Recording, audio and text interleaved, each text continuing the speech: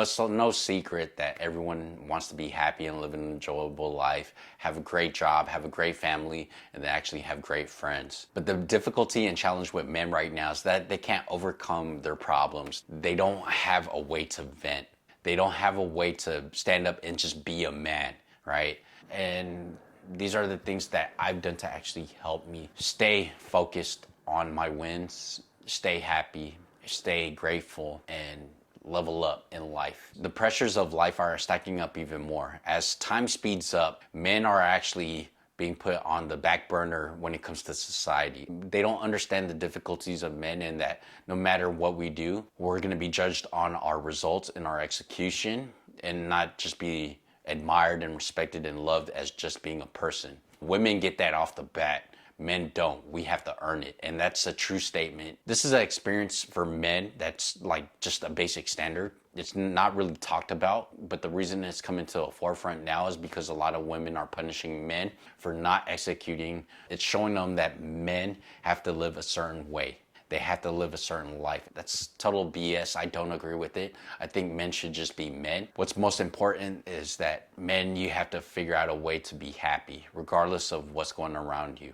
I'm doing this as a way to remind myself, and that's the whole purpose of this YouTube. It's pretty much like my own version of a journal, my own version of a diary. That way when I go through bullshit, I have something to reference for myself and make sure I'm focused. I think it's important to be in a state of happiness. So the backstory, let's rewind it. I've gone through a lot of dumb stuff in my life, a lot of difficulties, a lot of trials and tribulations. I left home at 16 years old, worked 2 jobs, went to college, got my master's degree. So that was a nonstop work, grind, rinse and repeat. Every day work, study, make money. That's all I could do. There's no time for emotions. And it's easy for a guy who gets into that type of routine to have a lackluster life of enjoyment.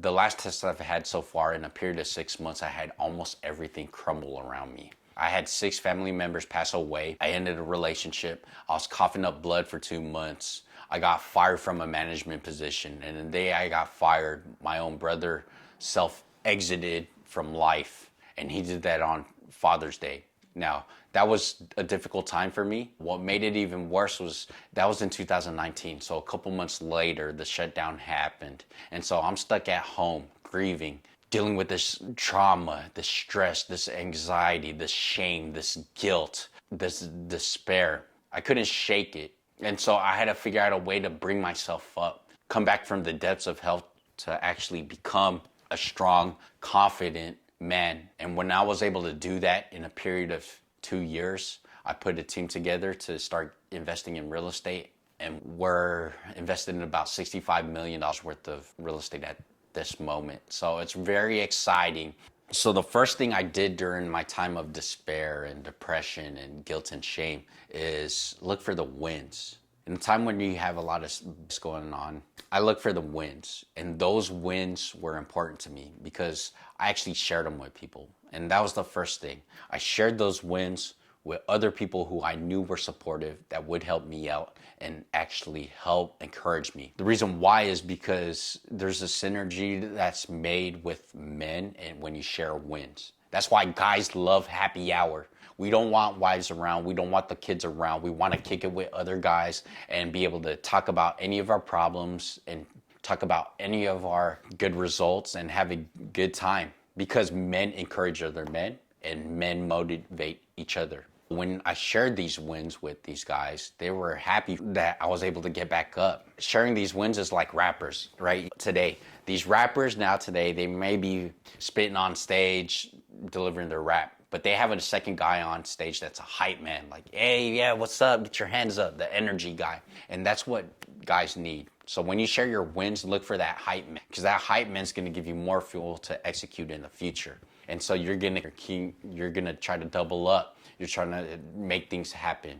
And as you stack your wins, you're gonna become more confident and you're gonna make bigger, I don't wanna say risk, but you're gonna take on bigger challenges that are actually gonna give you more confidence if you do pull through. So it's okay, that's actually really great. And I love sharing my wins with my team, and my team loves sharing their wins with me. The main thing is to actually pick the right people. Don't share your wins with someone that you know is going to be ungrateful, not happy, or jealous, or they're going to hate on you. Share it with the guys that are going to be genuinely happy for you and encourage you to keep going. That's what you want around. That's what you want to look for. And that's the guys I had around me. And I had to let go of the guys who weren't. And I had to bring in new guys that could encourage me as well. Now, if you don't know how to network and find these people, definitely check out my video on how to network like a boss, because that will actually help you bring a bigger circle around you, whether it's business, whether it's friends, whether it's finding a better spouse or a girl. Life's all about relationships. Now, the second thing I did was stop worrying about the worst case scenario. And I focused specifically on the best case scenario. If I undertake a particular action, will this give me the maximum best result? And that's how I looked at everything, because I want to save as much energy, all right? So I don't want to do the most and get little back. I want to do the least and get the most back. Might sound lazy, but it's really not. It's really about being efficient. You're going to look for the opportunities that are actually going to build you up the most, the quickest, the fastest. And as guys, we don't like to sit back and wait. We're impatient, we're direct, we're practical and logical. So we don't want to waste our time, our energy, our resources. Definitely focus on the best win situation and be aware of the worst case scenario, but don't let it stop you from doing what you need to do. If you let it stop you from doing what you need to do, then there's no point. But if you hold on to the vision of the best case scenario, you're actually changing your life, because you're actually moving from the position that you are at currently, and you're actually making moves to get you to where you want to go in life. And I think that's very commendable. That's something worthy of respect and admiration. So definitely do that. It doesn't have to be the biggest win. It could be just by task. Today I'm going to walk 30 minutes. Today I'm going to go to the gym. Today I'm going to fix the car when I said I was going to fix the car, or whatever it was. When you execute on those tasks to get you to, when you execute on those small tasks, you eventually get to the best case scenario. So definitely believe in yourself, keep going, keep moving. One of the most important things for me was to savor the great moments, because during the pandemic, I had nothing around me. Everyone was stuck at home, watching TV, watching the news, watching the fear mongering. Savor the great moments, because the great moments, when you have a good moment, there's an energy that you feel, right? Everyone feels that. You get excited, you get confident, you get juiced, right? So I think it's important to save the great moments, because when you do and you enjoy it and you remember that feeling that you feel, and look for that feeling when you're doing any of your actions and anything you need to do in life, and you remember that feeling of the great moment and you apply it to what you're executing, you become unstoppable. And I think that's something that's overlooked, that because men are not supposed to be emotional. I think men are emotional, but we have to contain it, and we have to know how to utilize it. So when you have these great feelings, definitely hold on to those. All the negative ones, be aware of it, try to figure out what causes it, let them go. But the good ones, hold on to them. Remember that feeling and try to look for those emotions of happiness while you're doing other things. Because the more you're happy, the more good things happen to you. It's weird. I can't explain it. It's very esoteric and metaphysical, and I'm not going to get into this. I just want to be practical and let you know straight up what it is.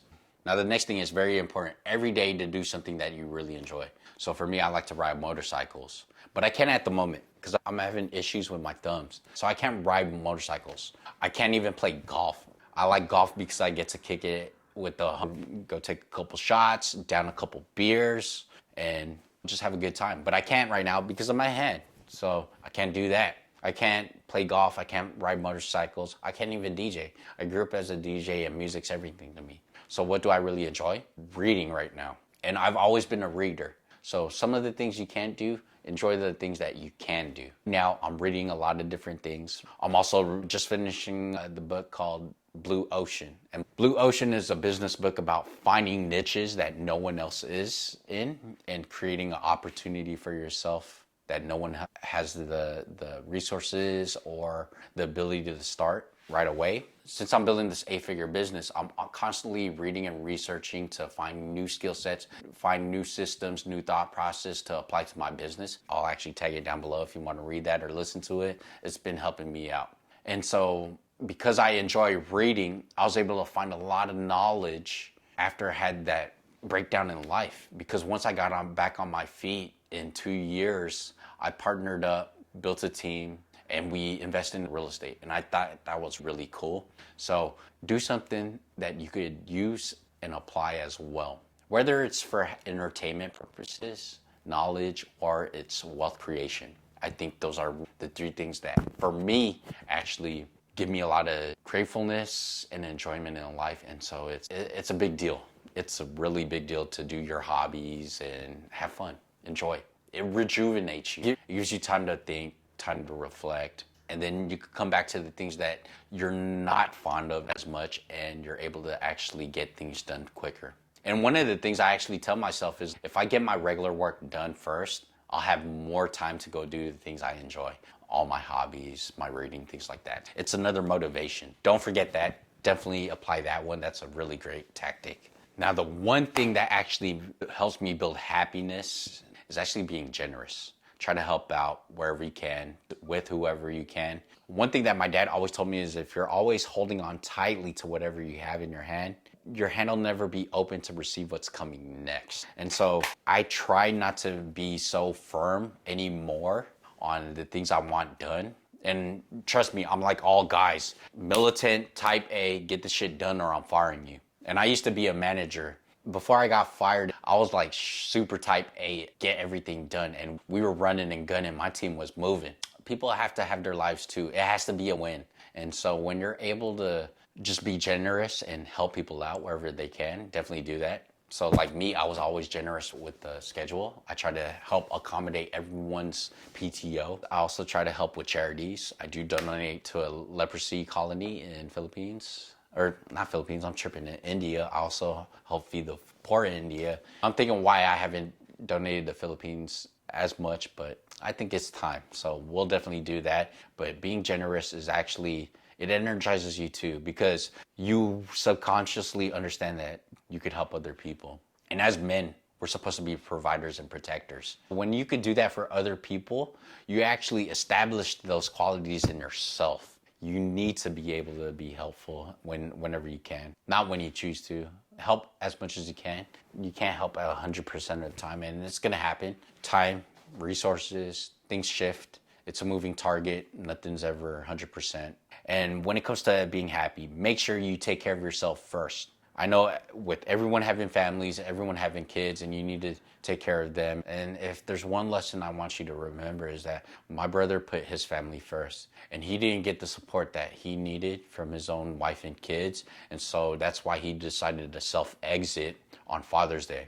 I want guys to remember to take care of themselves first, because when you're able to take care of yourself, then you become effective in taking care of everyone else. Remember, you're the king. If you thought this was helpful, definitely like and subscribe. If you want to hear more, definitely comment and ask questions. And I'm gonna tag a couple books in the description that helped me out as well. Those are great reads. Definitely, if you want to read them or listen to them, check them out. Have a great one, guys.